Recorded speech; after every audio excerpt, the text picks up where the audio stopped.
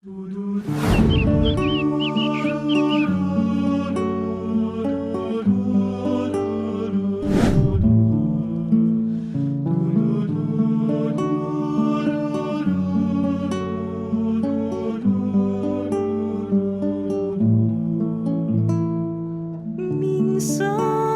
ang buhay ay isang awit ng galak at mayroong liwanag na tatanglaw sa ating pagyapak.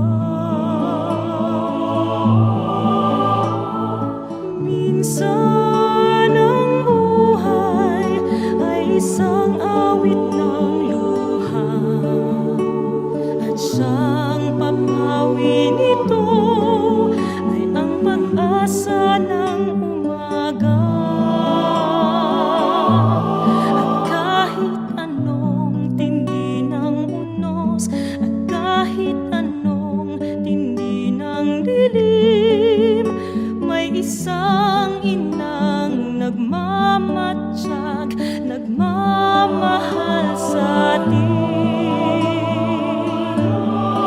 Awit niya'y pag-ibig ng Diyos, tawag niya'y magbalik loob, turo niya'y buhay na ang Diyos lamang sa atin nagkaloob.